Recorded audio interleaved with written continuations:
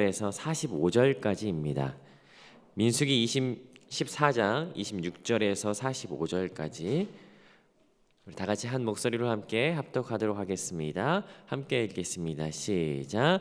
여호와께서 모세와 아론에게 말씀하여 이르시되 나를 원망하는 이 악한 회중에게 내가 어느 때까지 참으랴. 이스라엘 자손이 나를 향하여 원망하는 바 그 원망하는 말을 내가 들었노라. 그들에게 이르기를 여호와의 말씀에 내 삶을 두고 맹세하노라.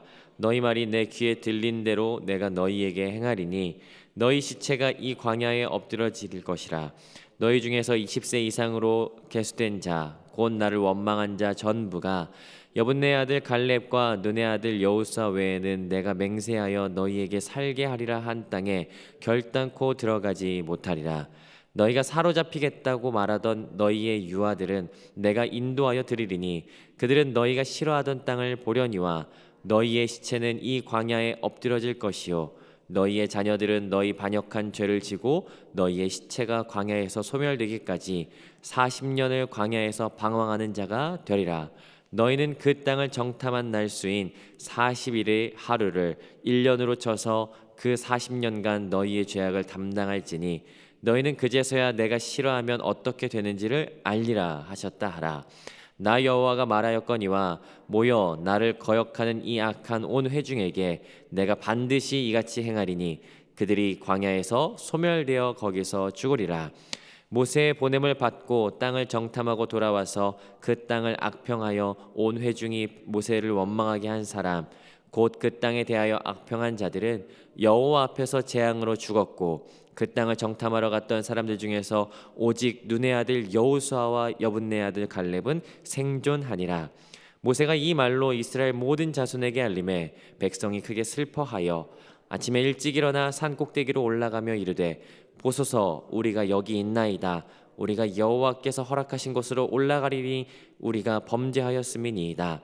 모세가 이르되 너희가 어찌하여 이제 여호와의 명령을 범하느냐. 이 일이 형통하지 못하리라. 여호와께서 너희 중에 계시지 아니하니 올라가지 말라. 너희의 대적 앞에서 패할까 하노라. 아말렉인과 가나안인이 너희 앞에 있으니 너희가 그 칼에 망하리라. 너희가 여호와를 배반하였으니 여호와께서 너희와 함께하지 아니하시리라 하나 그들이 그래도 산 꼭대기로 올라갔고 여호와의 언약궤는 모세 진영을 떠나지 아니하였더라. 아말렉인과 산간지대에 거주하는 가나안인이 내려와서 그들을 무찌르고 호르마까지 이르렀더라. 아멘. 오늘 본문을 개인적으로 묵상하는 시간을 잠시 갖도록 하겠습니다.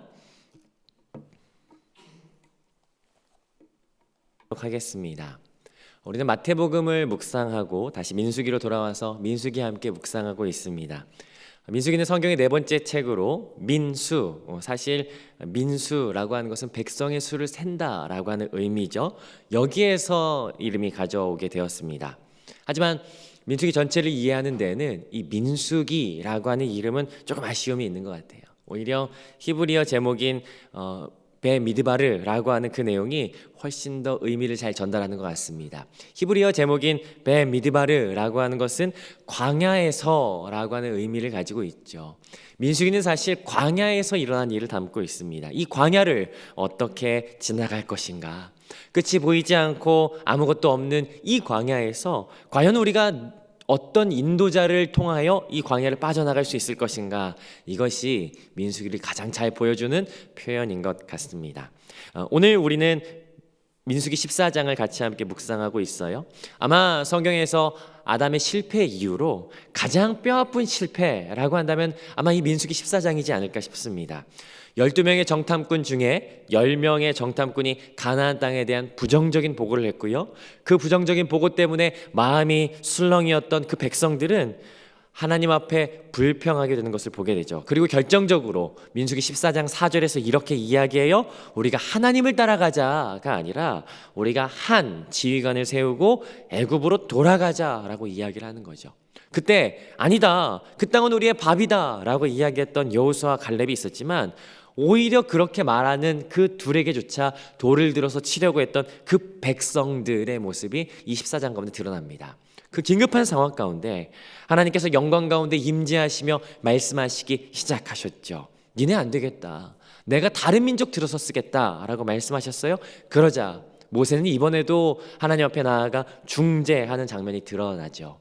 두 가지 이유를 들면서 14장 17절 구하옵나니 다른 민족들에게 주의 권능을 여전히 나타내 주십시오. 19절 구하옵나니 용서하시겠다는 그 하나님의 말씀을 기억하셔서 그 하나님의 성품을 기억하셔서 우리 용서해 주십시오 라고 이야기를 하죠. 그러자 하나님께서는 알겠다, 용서하겠다 라고 하시지만 그러나 죄에 대한 책임은 져야 됐죠.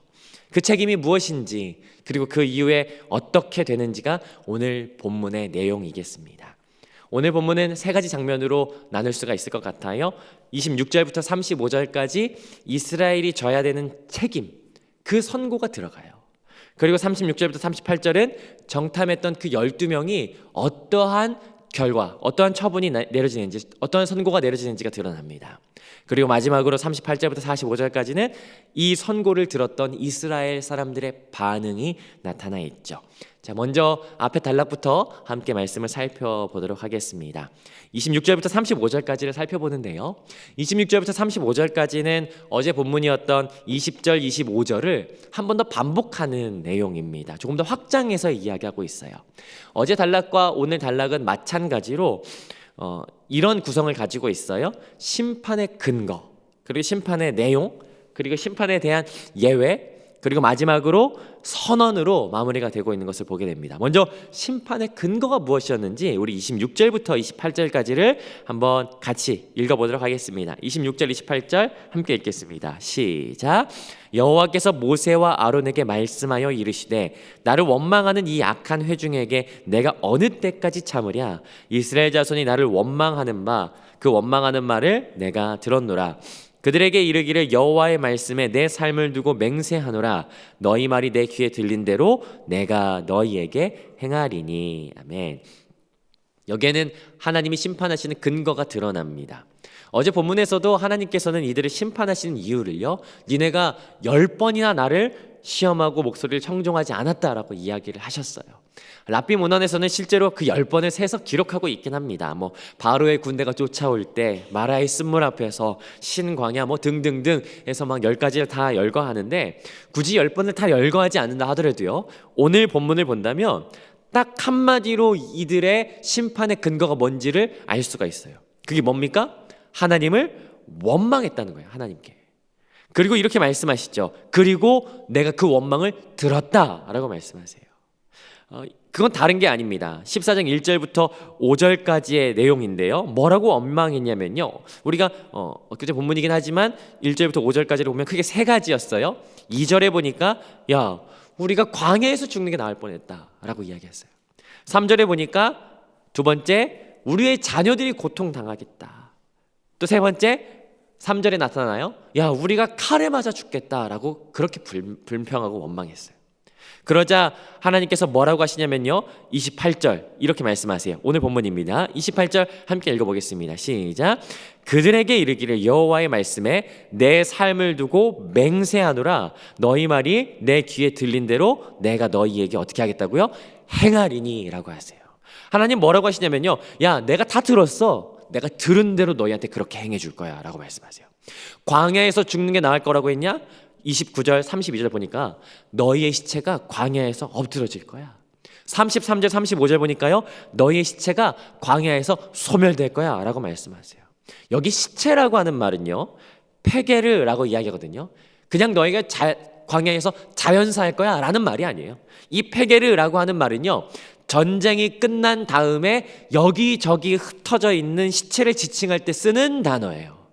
그러니까 너희가 말한 대로 광야에서 처절하게 너희 죽게 될 거야 라고 말씀하시는 거예요. 또 두 번째, 그들이 3절에서 이렇게 불평했어요. 우리 자녀들이 고통당하게 생겼다라고 이야기했어요. 33절 하나님께서 이렇게 하십니다. 33절 같이 한번 읽어보면요, 시작. 너희의 자녀들은 너희 반역한 죄를 지고 너희의 시체가 광야에서 소멸되기까지 40년을 광야에서 방황하는 자가 되리라. 자녀들은요, 너희가 반역한 죄를 너희 자녀들이 짊어지고 너희 부모 세대들이 광야에서 모두 죽는 그 고통을 경험하게 될 거야 라고 얘기합니다. 우리 부모님들이 조금이라도 좋은 땅, 젖과 꿀이 흐르는 땅에 가서 그곳에서 사시다가 돌아가면 얼마나 좋을까라고 할지 모르겠어요? 아니요, 그렇게 되지 않겠다는 거예요. 그리고 세 번째 불평했죠. 칼에 맞아 죽겠다라고 이야기했는데요. 오늘 본문에서 칼에 맞아 죽게 되는 장면이 등장합니다. 여러분, 이 모든 일을 당하는 사람들이 누군지 아십니까? 이 모든 일 29절에 보니까 20세 이상 계수된 자들이에요. 20세 이상으로 계수된 자들이 누구입니까? 그들은 민수기 1장에 기록된 사람들이에요. 우리가 민수기라고 부르는 그 이유가 담겨져 있는 민수기 1장. 거기에 한 사람 한 사람 명명백백히 숫자를 세서 그 대열 가운데 들어가 있던 사람들이었어요. 민수기 1장에는요, 아무나 끼워주지 않았습니다. 믿음의 공동체였고 애굽을 버리고 하나님과 함께 나아온 믿음의 사람들이었어요. 시내산에서 하나님과 함께 언약을 체결한 사람들이었고, 이곳에 들어가 있는 사람들은 그냥 아무나가 아닌 믿음의 전당에 들어가 있던 사람들이었어요.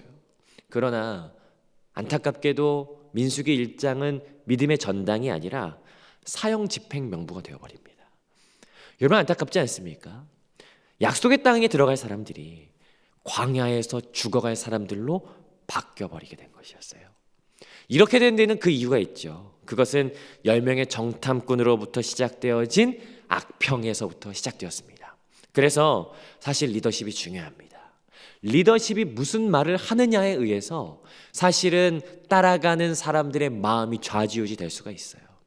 자, 그렇다면 그 12명이 어떻게 되는지 그 결과가 이제 드러나게 됩니다. 두 번째 단락인데요, 36절부터 38절까지입니다. 우리 36절부터 38절까지 우리 한 번에 한번 읽어보도록 하시죠. 같이 한번 읽어보겠습니다. 시작. 모세의 보냄을 받고 땅을 정탐하고 돌아와서 그 땅을 악평하여 온 회중이 모세를 원망하게 한 사람, 곧 그 땅에 대하여 악평한 자들은 여호와 앞에서 재앙으로 죽었고, 그 땅을 정탐하러 갔던 사람들 중에서 오직 눈의 아들 여호수아와 여분네 아들 갈렙은 생존하니라. 10명의 정탐꾼은 어떻게 되었습니까? 재앙으로 죽게 되었죠. 2명은 살게 되었어요.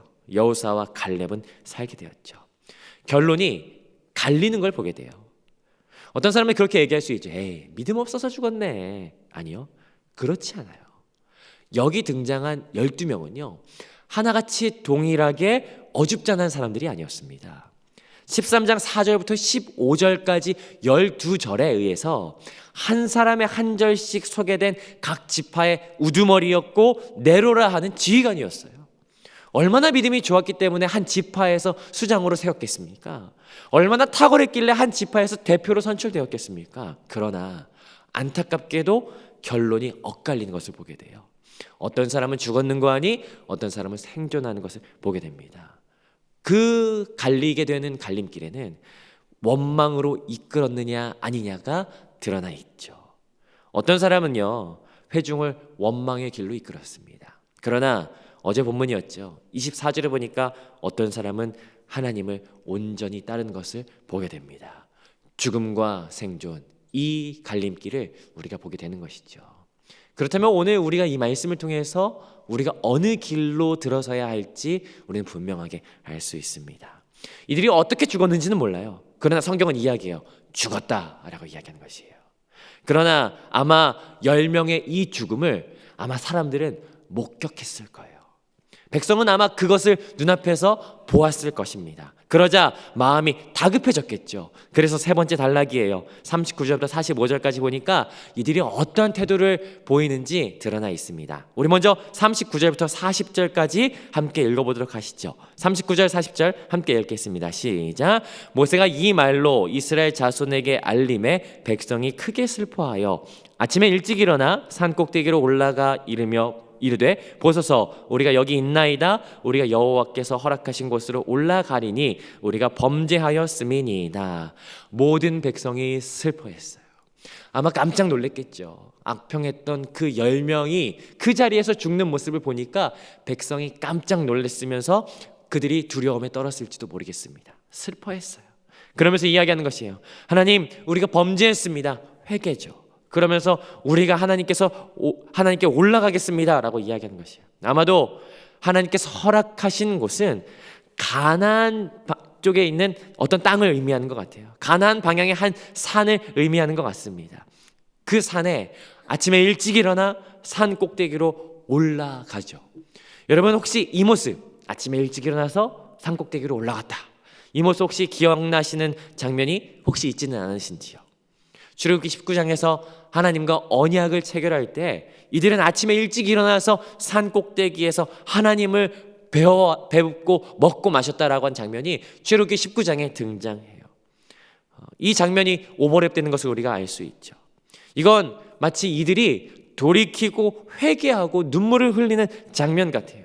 하나님께서 본래 계획하셨던 그 가나안 땅을 향해서 그때 과거에 언약하실 때 그 모습을 기억하면서 하나님께 나아가고자 하는 모습이 바로 여기에 등장하는 것이죠. 그러나 이들의 모습은요, 철저히 자기중심적인 것을 보게 됩니다.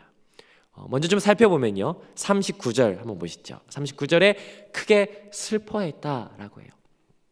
여기 슬퍼하다라고 한 단어는 아주 독특한 단어를 썼어요. 아발이라고 한 단어를 썼거든요. 이 아발은요, 어느 때 쓰이냐면요, 장례식장에서 아이고 아이고 할 때 과거에는 돈 주고 그런 사람들 사지 않았습니까? 그 사람들이 우는 모습을 표현할 때 아발이라고 이야기해요. 그러니까 이건 진짜 울음이 아니라 거짓 울음이에요. 내적으로부터 터져나오는 그 진짜 울음이 아니라 그냥 외적으로 나 지금 슬퍼하고 있는 거야 라고 하는 걸 보여주고 싶은 그런 울음이죠. 가끔 저희 둘째가 이런 울음을 보일 때가 있습니다. 막 이러면서 자기 봐주라고 막 일부러 짜내는 울음, 그런 울음이 바로 이 울음인 것이죠. 그리고 혹시 여러분 기억하시는 장면이 있지 않으십니까? 하나님께서 25절에 분명히 말씀하셨어요. 너희는 내일 돌이켜 광야로 들어가라라고 말씀하셨어요. 그래서 모세가 41절에 이야기하는 거예요. 41절, 모세가 이르되 너희가 어찌하여 이제 여호와의 명령을 범하느냐, 이 일이 형통하지 못하리라. 하나님께서는 분명히 야, 내일 너희들 돌이켜서 광야로 들어가야 돼 라고 했는데 다음날 아침 일어나자마자 우리 회개하는 거예요 라고 하면서 눈물 흘리면서 산으로 올라가는 모습, 야, 너희들이 이거 하나님 명령 어기는 거야. 그러니까 42절 43절에서 말하죠. 하나님께서 함께 하시지 않을 거야 라고 이야기해요. 그러나 안타깝게도요, 그렇게 이야기했음에도 불구하고 44절 어떻게 하냐면요, 44절 같이 한번 읽어보겠습니다. 44절 함께 읽으시죠. 시작.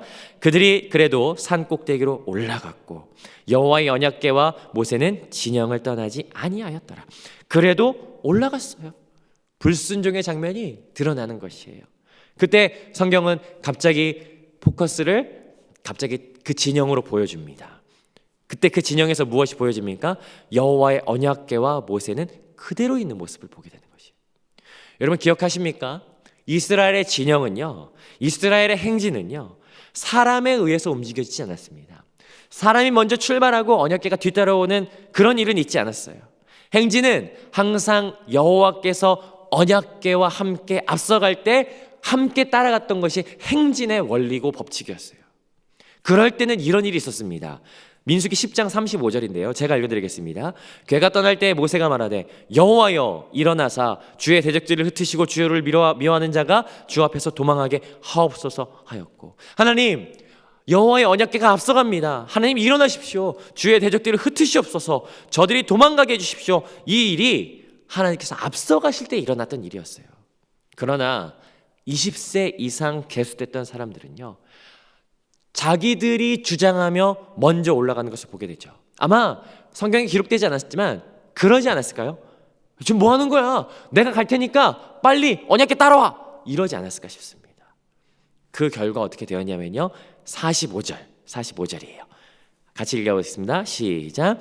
아말렉인과 산간지대에 거주하는 가나안인이 내려와 그들을 무찌르고 호르마까지 이르렀더라. 결국 14장 3절에서 말했던 것처럼 우리가 칼에 죽임을 당할지도 모르겠다라고 했던 그 말이 사실은 여기에서 칼에 당하는 것을 보게 됩니다.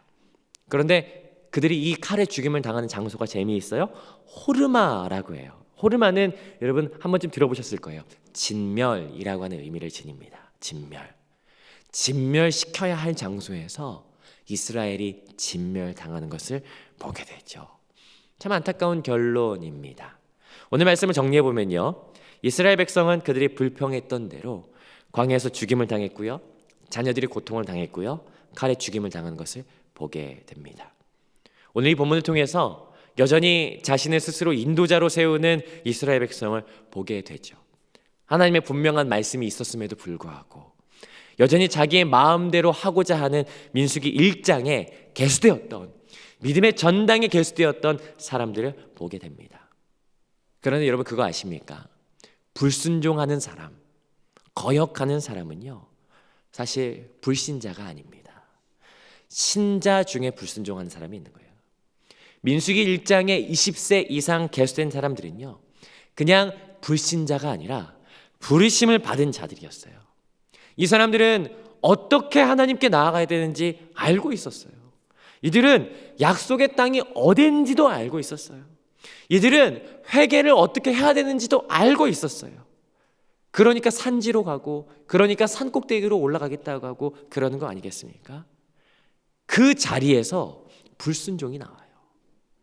여러분 그러고 보면 우리의 불순종은요, 익숙한 자리에서 내가 아는 곳에서 나온다라고 하는 것을 우리가 알 수 있습니다. 익숙함에서 불순종의 유혹이 더 큽니다. 늘 해왔던 자리에서 불순종의 유혹이 더 많아요. 처음 가는 길, 처음 겪는 때는요, 기도하고 엎드려요. 하나님 의지해요. 그러나 익숙한 자리, 익숙한 사람, 익숙한 나의 모든 것에서는요, 더 많은, 더 큰 불순종의 가능성을 갖게 되는 것을 보게 됩니다. 그래서 우리에게 말씀이 늘 새로워야 합니다. 오늘 나의 인생, 광야라고 할 수 있는 나의 인생이라고 하는 이 광야에서 내 삶을 인도하실 분은 누구입니까? 나의 익숙함입니까? 아니면 하나님의 말씀입니까? 하나님 앞에 우리가 나아갈 때 늘 우리의 익숙한 자리에서 새롭게 하시는 하나님의 말씀이 우리의 삶을 견인하시고 이끌어 가시는 놀라운 역사를 경험하는 저와 여러분 되셨으면 좋겠습니다. 오늘 여러분의 하루하루의 익숙한 자리 가운데, 오늘 만나는 익숙한 사람들 가운데 우리가 하나님의 말씀으로 나아가고 대하고 하나님 앞에 순종하는 자리로 나아가는 저와 여러분 되지 않으시겠습니까? 하나님의 말씀이 우리의 광야를 이끄십니다. 하나님의 말씀만이 우리의 광야를 이끌어내실 수 있습니다.